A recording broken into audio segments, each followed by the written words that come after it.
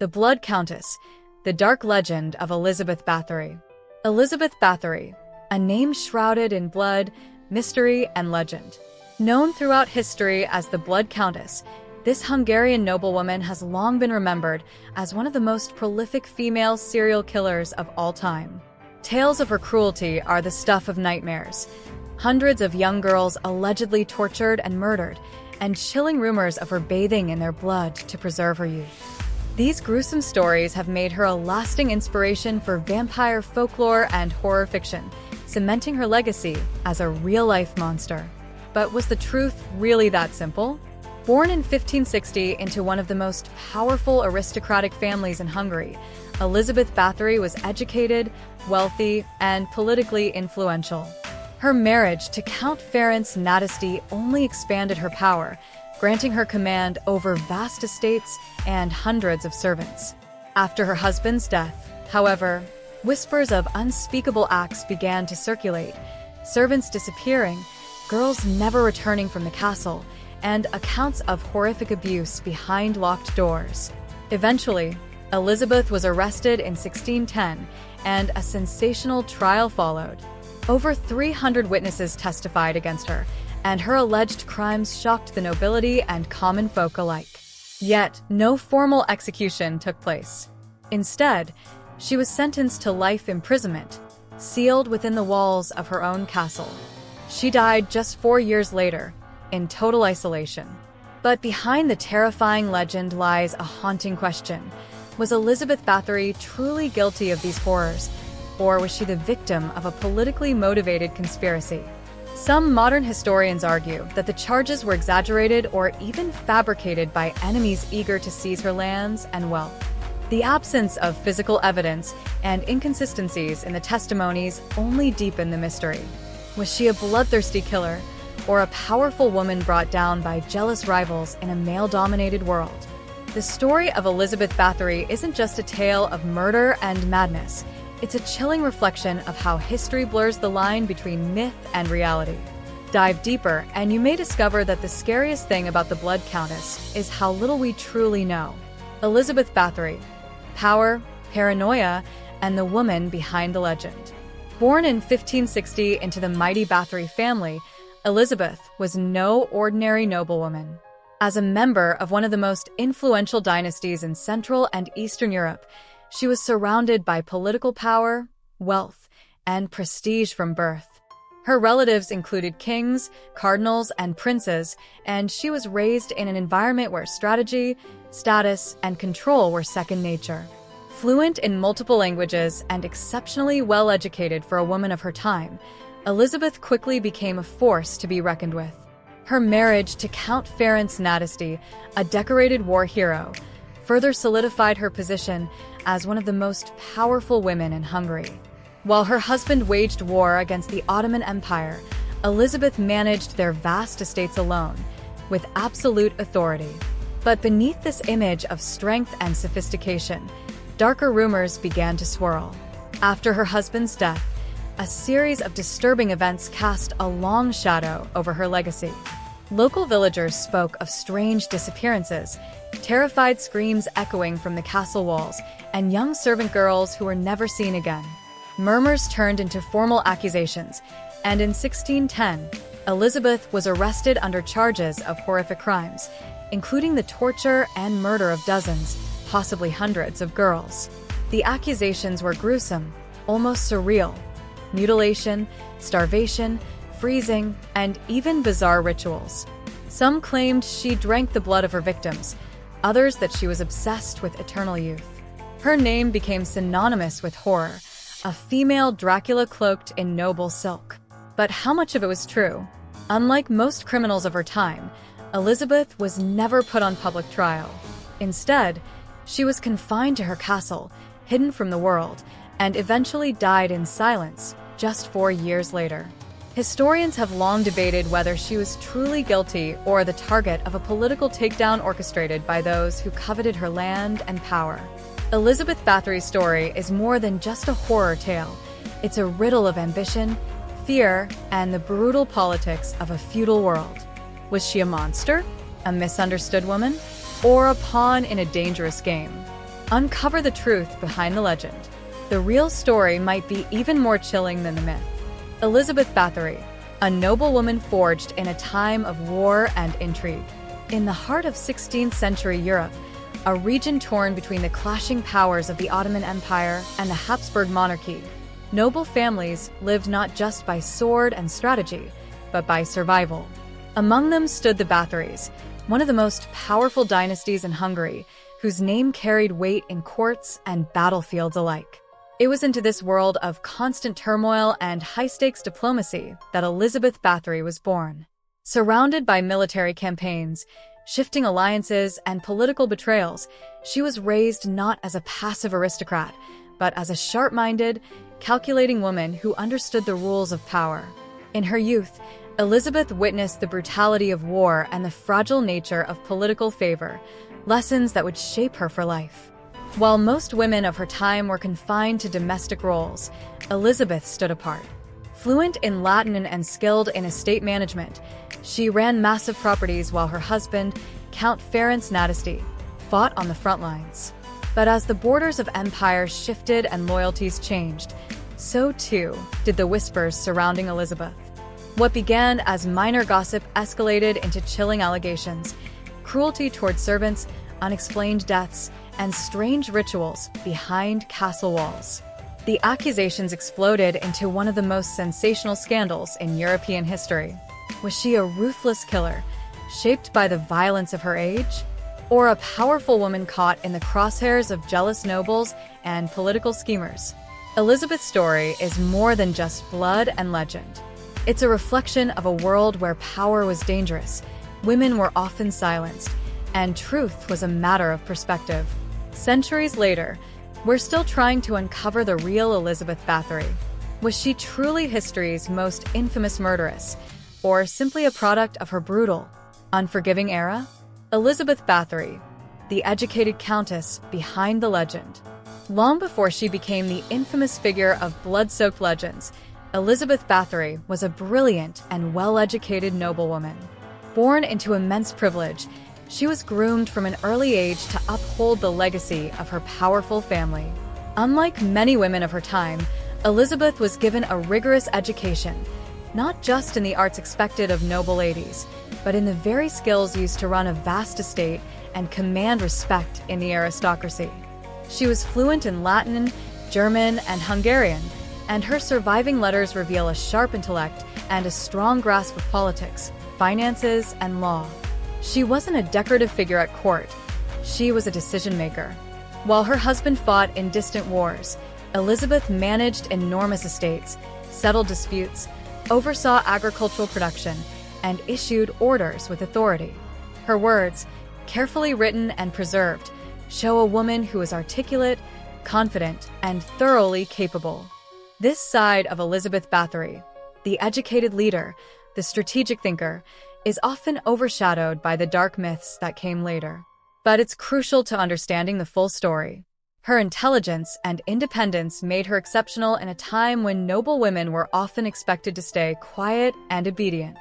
And perhaps that very strength made her dangerous. When accusations of unspeakable crimes emerged years later, it wasn't just her alleged actions that shocked people, it was the fall of such a commanding, accomplished figure. Could a woman who wrote with such poise also be capable of unimaginable cruelty? Or was her intelligence and autonomy threatening enough to those around her that silencing her became politically convenient? Elizabeth Báthory remains one of history's most fascinating contradictions, a woman educated beyond her era, remembered for acts that may or may not have been her own.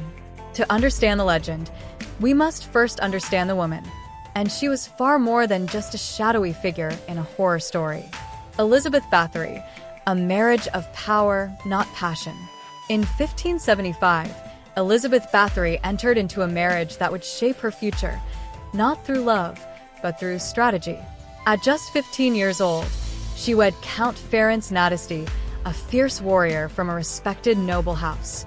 But while Ferenc was known for his brutal campaigns against the Ottomans, it was Elizabeth who brought the greater status to the union. Unlike most noble brides, Elizabeth kept her maiden name, Báthory. a rare and powerful move that reflected the dominance of her family.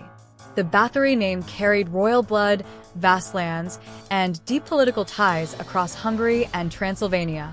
By retaining it, Elizabeth made a bold statement. She was not simply marrying into power, she was power. While Ferenc earned fame on the battlefield, Elizabeth stayed behind to manage their vast estates, showing exceptional skill and independence. She ruled over dozens of villages, handled legal disputes, and commanded hundreds of servants. Many locals referred to her as the Lady of Cactus, and she was respected, even feared, for her authority. But what began as a calculated partnership would eventually feed into one of history's darkest legends. After Ferenc's death, Elizabeth's world shifted. With no husband to shield her and her own influence unchecked, whispers began to spread. Whispers of cruelty, disappearances, and strange happenings within the castle walls. Was she a woman drunk on power, or a widow targeted by those eager to dismantle her legacy? Elizabeth's marriage was more than a union of two noble houses. It was a symbol of her status and strength. And when that alliance ended, the full weight of suspicion and scandal came crashing down. The castles of Elizabeth Báthory: power, isolation, and a legacy of fear. Long before it became infamous, Cactus Castle stood as a symbol of noble prestige. Nestled among the hills of present-day Slovakia, it was one of several grand estates where Elizabeth Báthory and her husband, Count Ferenc Nadasdy, resided. Together, they owned vast lands, stretching across the Kingdom of Hungary, but it was Elizabeth who truly commanded them. While Ferenc was frequently away on brutal military campaigns against the Ottomans, Elizabeth stayed behind, not in idle comfort, but in absolute control. She oversaw the daily operations of multiple properties, from handling tenant disputes to managing food supplies, finances, and labor. Cactus Castle was more than just a home. It was her seat of power. The image of Elizabeth in these years was not that of a delicate noblewoman, but of a formidable lady of the land. She signed contracts, issued orders, and ran the estates with precision and authority. But with great power came growing unease. Over time, the stories surrounding Cactus began to change. As more and more servants and young girls entered the castle walls, only to never be seen again, rumors started to swirl. Locals whispered about strange rituals, cruel punishments, and terrifying screams in the night. What was once a respected residence became the epicenter of fear, earning the nickname the Castle of Blood in later centuries. After Ferenc's death, the scrutiny intensified. Without her warrior husband's protection, Elizabeth's enemies grew bolder. Accusations of torture and murder mounted, all centered around Cactus. It was within those stone walls that her legacy began to unravel. Was Cactus Castle the site of horrific crimes, or simply the stage for a politically driven downfall? Today, the ruins of the castle still stand, silent witnesses to a legend that has haunted history for centuries. The truth may be lost to time, but the story of Elizabeth Báthory's rule over her estates, especially Cactus, remains a chilling reminder of how power, isolation, and fear can twist into myth. The fall of a countess, when whispers turned to accusations. For years, rumors had lingered in the shadows, quiet murmurs about strange punishments, missing girls, and the cruelty of a powerful woman behind castle walls. But it wasn't until the death of her husband, Count Ferenc Nadasdy, in 1604 that those whispers began to roar. Without Ferenc's fearsome reputation to protect her, Elizabeth Báthory found herself increasingly vulnerable. Alone and in control of vast lands and wealth, she was no longer just a noblewoman. She was a target. For some, she was the most powerful widow in the region. For others, an obstacle. As the years passed, the rumors intensified. Locals spoke of peasant girls entering her castle to work as servants and never returning home. Stories of beatings, mutilations, and eerie rituals began to circulate. Some claimed Elizabeth's cruelty was not only deliberate, but ritualistic. The tales were dark, disturbing, and spreading fast. By 1610, the situation could no longer be ignored. King Matthias II ordered a formal investigation into the allegations. Uri Thurzo, the Palatine of Hungary and a former ally of the Báthory family, was appointed to lead the inquiry. What he uncovered, or claimed to uncover, would cement Elizabeth's place in infamy. Thurzo's men conducted interviews, gathered testimony, and even claimed to catch Elizabeth in the act of torture. Over 300 witnesses came forward, offering detailed and often graphic statements. Some accounts accused her of torturing and killing dozens. Others claimed the number of victims was in the hundreds. But with no public trial and no opportunity for Elizabeth to defend herself, the truth became clouded by politics, fear, and sensationalism. Was the investigation a pursuit of justice, or a calculated move to remove a powerful woman from the chessboard of noble politics?